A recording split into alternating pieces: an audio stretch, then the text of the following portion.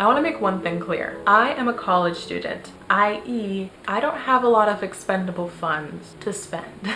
But by the time this video is being posted, my birthday was about a month ago, and when my friends asked me what I wanted, I basically just said book money. So before we get too far into this video and you guys think that I just spent my entire paycheck on a bajillion books, I'm very grateful to my friends and family who got me Barnes gift cards or just book money to go and give myself a little birthday book haul. I have, I think, 11 books that I have recently purchased that I want to share with you guys today. Don't try to peek at the covers, so we'll get to all of them. Let's get right into it. So the first book that I got is Say You Swear by Megan Brandy. Now I want to be completely transparent with you guys on this channel, okay? Half of the books in this book haul I have already read, which may seem a little counterproductive because why would you want to get a book that you've already read? Well, number one, because I want to own my favorite books. These are all either 4 or 5 stars if I've already read them, but also because personally I find that sometimes it's just easier for me to read on Kindle, and when I have a lot of physical TBR books, I don't get to them. Now, is this an ironic statement considering there are other physical TBR books that I haven't read yet in this video? Absolutely. But I'm very excited about all those books and will try my best to get to them by the end of the year or next year. That being said,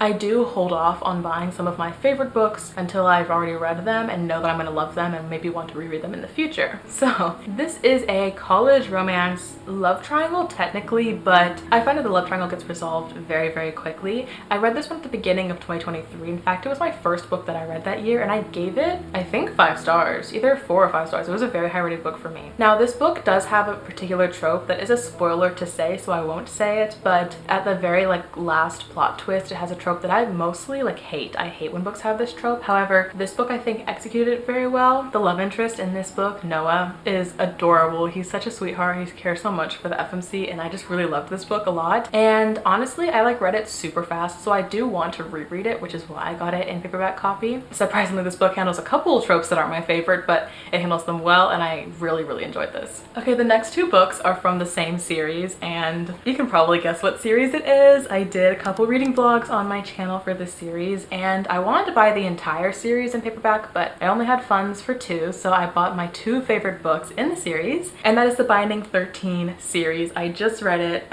Phenomenal books, and I decided to buy Saving and Redeeming 6, which are my 2 favorites in the series, because these follow my favorite couple, which is Joey and Aoife, and they were 5 out of 5 stars, almost 6 out of 5 star books. I was addicted to these. Now, when I was reading them, I didn't realize how different they are in thickness. This Saving 6 I knew was shorter than Redeeming 6, but I didn't know it was this short. It's only, well, okay, it's 500 pages, so it's actually not short. This is a relatively big book, but I guess maybe the pages are thin. That's what it is. The pages are super thin. And then yeah, this one is 700 pushing 800 pages, so they may not look as thick. There is a lot in here. The font is pretty small. Hopefully that wasn't a spoiler page. Wait, you know what? Everything's gonna be a spoilery page in the second book. Let's do the glossary. The glossary can't spoil you, so there's the font size for you. But anyway, these books made me laugh, cry. The entire thing is vlogged on my channel, and I really did need these in my life in paperback form. It does say on the spine that these are YA books. I disagree with that. I don't think these are young adult books at all. And I also did get a little bit damaged, unfortunately, in the mail. That's unfortunate. Anyway, this series is worth the hype.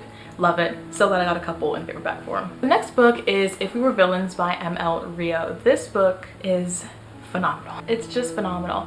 I honestly don't remember what I rated it on Goodreads. I can't remember if I gave it a 4 or a 5 star. Let me look. It better be a 5 star because that's what it is in my heart. Yeah, 5 star. Good. Okay. Pat on the back to past self. This book is just gorgeous. The writing is phenomenal. The story is phenomenal. It follows these 7 theater kids at a theater school. I think they're all the seniors. A couple times throughout the year, they put on a play, and it's always a Shakespeare play. And so not only is this book about students performing Shakespeare plays, but it also uses the actual play itself to tell parts of the story or quotes from Shakespeare that they say to each other to tell each other what they're meaning, you know? It's they really integrate Shakespeare into the story itself. It's done wonderfully. You can tell that the author is just genius at what she does. She has really studied Shakespeare and knows the ins and outs of his work. You could technically say that the characters in this book are pretentious, which is true, but they're the good kind of dark academia pretentious, you know? And this was a perfect book to read in the fall, which I did last fall. Now, the start of this book basically has the 7 students, but one mysteriously gets murdered, and then the question is, who did it? What happened? Some small romance plots, sobbed at the end. It's phenomenal and just beautifully written. The prose is fantastic in this book. I gave this 5 stars. Please read this if you have the chance. It's so beautifully done. Okay, so the last of the books that I have already read on this list is The Invisible Life of Addie LaRue by V.E. Schwab. And now I talked about this in my mid-year book haul video because this was given to me by my friend and she gave it to me like a couple weeks ago. So I already had this before my birthday. However, I'm very excited to receive it. This is another book with absolutely gorgeous prose and beautiful writing. And honestly, it's very much not much plot, although there is still plot, but it focuses less on the plot and more the vibes, and especially like the character development and the character analysis. So this follows our main character, Addie LaRue, as it literally says on the cover, and she made a deal with the devil to basically live forever. And so she did that 300 years ago, and she has lived forever. However, everyone that she comes across forgets her after she leaves. So that is the curse that comes with the wish that she wanted. You never want to make a deal with the devil, do you? But one day she meets somebody who actually remembers her, and the story that follows is just heartbreaking. This is a really good book. I felt like the villain in this story was such an interesting character to read. He's one of my favorite characters ever, and I've said this before on this channel, I believe, but overall it's just really, really good. And I'm glad to have paperback copy, although once again the edges are a little bit damaged. That's really unfortunate. Whatever. Still a good book. Since it is a hardback, the inside has like this little like green end pages. Nothing too fancy. I know there is a stunning special edition of this book, but I don't have any special edition books. Like I said, college kid, gotta save money. So I just got the normal one. Pretty inside and out, because like I said, prose fantastic, visually fantastic. So I think this was a 4-star read, but high 4.5, pushing 5 stars. It was really good. Okay, now let's get into the books that I haven't read yet and that are on my now physical TBR. These are all books that I've been thinking about for a while that I've wanted to read but just haven't gotten around to it. And they're also mostly not on KU, Kindle Unlimited, otherwise I would have already read them probably, but instead of buying a Kindle version, I decided to get the paperback. So let's start with a very fun book. This is like kind of out of the ordinary for me, but this is the rom-com of rom-coms, and that is My Roommate is a Vampire by Jenna Levine. This is a book that I heard a lot of people talk about last year, a very popular book talk book, and obviously it's Halloween-ish because it's like vampire-y. This just seemed like a super really quick and fun rom-com. It's pretty big font, just over 300 pages, and I've heard a lot of really good things. I've heard it's funny, I've heard it's quirky, I've heard it's just a good time, and I wanted to pick it up. It's not supposed to be like a serious deep read, it's just supposed to be a fun time, and I probably will pick this up sometime in the fall, like I said, because of Halloween. Basically the plot that I've gathered, although I don't really know much of the plot of these books, but basically she finds out that her roommate is a vampire. Pretty self-explanatory, and the story goes from there. I'm getting very much vibes of Ashley Poston in that it's like magical realism, but this is Jenna Levine, so different actor, hello, I meant author, and yeah, I'll let you guys know how this goes. Next is an even shorter book, and that is This Is How You Lose the Time War by Max Gladstone. Now this is a book that I'm sure you've seen before, a lot of people have talked about it, but I didn't even know that it was this short. It's like a really, really quick read. It's less than 200 pages, so fast, and also like big font, and it also only takes up like part of the page. There's a lot of margin space, if you can see that. This I feel like will be a very quick and easy thing to get through, but emotionally I've heard it's definitely not. So from what I know, again vaguely, this is a story, a romance story between people of 2 different time periods. So it is a time travel romance, and I'm very intrigued to see how the author tells the story, like what happens, how the time travel thing works, because I'm not a huge sci-fi girl, and I find that I've read a lot of fantasies that don't include time travel plot lines, so I haven't really like dug into that genre very much. So it'd be interesting to see how Max tackles it. I am not sure if it's a happy or sad ending. Something tells me it's a sad ending, just the vibes I'm getting, but I'm crossing my fingers that it's a happy one. And just like all of these books, if you want a reading vlog, let me know, because I will definitely vlog my experience and let you guys know if it's worth you guys picking up as well. Another fun one, this is Bride by Ali Hazelwood. This is Ali Hazelwood's first toe dip into fantasy. She mostly writes rom-coms that are very much like feminist, scientific based. I think the word is like STEMinist. I've read all 3 of her pre-published books, all good, but very much copy-paste from each other. I felt like the stories were all the same, honestly. So the second one I gave 3 stars, while the first one I gave 4. But fantasy is an interesting road for her to turn down, so I'm very intrigued to read this book. I've heard a lot of really good things, and that's surprising because I've also heard a lot of weird things about this book. This is a vampire werewolf book, I'm pretty sure, so I'm pretty sure the girl is the vampire and the guy is the werewolf. Yes, that's true. Okay, there have been talks about some interesting scenes in this book. I've heard that Ali Hazelwood ventures into knotting, which, if you know anything about werewolf and werewolf fiction, is definitely an interesting thing to put in your book. Yeah, okay, we'll see.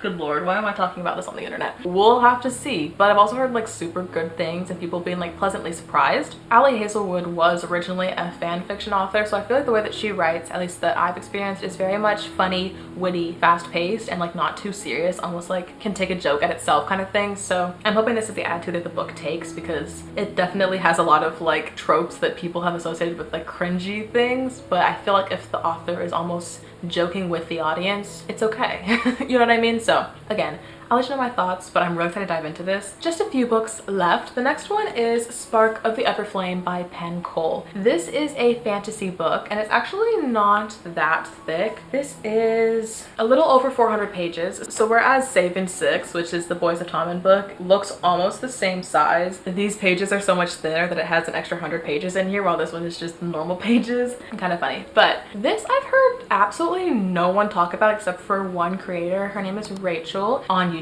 I will put her official name right here. She makes a lot of really cool reading vlogs, and she is the queen of fantasy romance books, and I feel like a lot of books that she recommends I've either read before and loved or really want to read. She speaks so highly about this series. I'm pretty sure it's a 4-book series. Now I've watched her reading vlogs reading this book, but honestly a lot of her reading vlogs, because they cover a lot of romantasy books that are very similar in plot, kind of meld together in my brain, so I don't remember much of what this plot is about, but I do remember her raving about it being just so intriguing, so interesting, fast-paced, and just a really good underhyped fantasy. So I wanted to give it a try. I like the design here.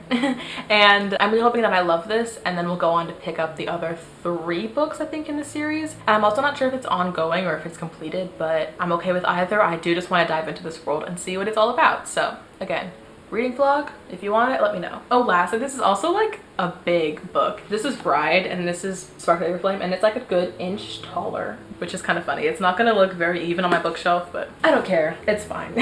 All right, next is surprisingly another werewolf book. And that is For the Wolf. This is a book that I have also heard almost no one talk about. I think it was Riley from YouTube as well. I'll also put her at over here that read this book, although don't quote me on it. But I heard, like I said, 1 or 2 creators talking about this, and that is it. And I was intrigued. That was enough for me. I want to read you this real quick. It says on the back, the first daughter is for the throne, the second daughter is for the wolf. And you know what? Those 2 sentences are enough to draw me in. So this, I'm assuming, is some sort of a Red Riding Hood retelling. Obviously, Red Hood, you know, wolf. Not too hard to put 2 and 2 together. But I've also heard it's a really interesting fantasy book with some romance plot in it as well. I just basically know nothing going into this, but I'm incredibly intrigued to read it. Oh my god, that is a huge bug. It's on the outside of the window, but like, what the heck? Okay. All right, thank goodness that I'm in here and it's out there. You know what I mean? Yeah, but I think this is the kind of book that would be perfect for like late fall, winter. Just like I'm getting the vibes from like the cover and from what I've heard. But this is also one that I've waited forever to read, and I knew I wanted a paperback of it, so I'm probably not gonna be able to wait again to pick this up. I'm just so excited about it. The cover is so beautiful. I really like the design, and it also continues on the back, and it also has like deckled edges. So an overall very cute, very pretty book, and I'm just so excited to pick this up. A surprising number of books on this list have werewolves in them, which I didn't actually mean to do. Either like werewolves or vampires. What can I say? I love a little supernatural fantasy, and I'm probably gonna pick this up like soon. Like literally so soon. And the last book on this book haul, and honestly probably the most beautiful book on this book haul, if not one of the most beautiful books that I own, Throne of the Fallen by Carrie Maniscalco. Can we take a minute and appreciate this cover design? Oh my goodness. Even the inner pages are beautiful. It has a map on the inside, and I just love like the whole like purple golden flowers everywhere draped around this. I think it's stunning. I think it's just stunning. So Carrie Maniscalco wrote Kingdom of the Wicked. That's a trilogy, and it's about this girl who is looking for her lost sister, and then she meets one of the 7 princes of hell. His name is Wrath, and it's a fantasy romance series. I only read the first book and I gave it 3 stars, so I actually didn't continue to the other ones, but I've heard amazing things about this, so I decided to give the author a second chance. This follows a different Prince of Hell. This follows Envy, which is I guess Wrath's brother, and his romance story. Now I'm not sure if this is the start of a new series or if it's just a book on its own, but I've heard amazing things about this, and I really wanted to try it because whenever I was reading Kingdom of the Wicked, I think it was the characters that made me not really that interested in the rest of the series. But I do think that Carrie Maniscalco can write really well. I know nothing about the plot. I just know it's an enemies to lovers, and that has to do with envy, and it has a pretty cover, and that's probably enough for me, honestly, the fact that it has a pretty cover and I want to pick it up. So a little over 500 pages.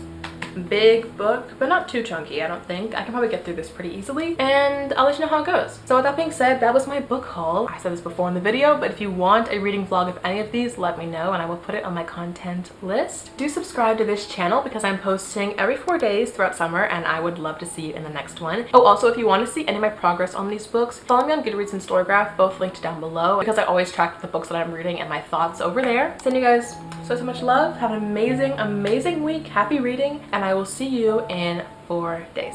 Goodbye.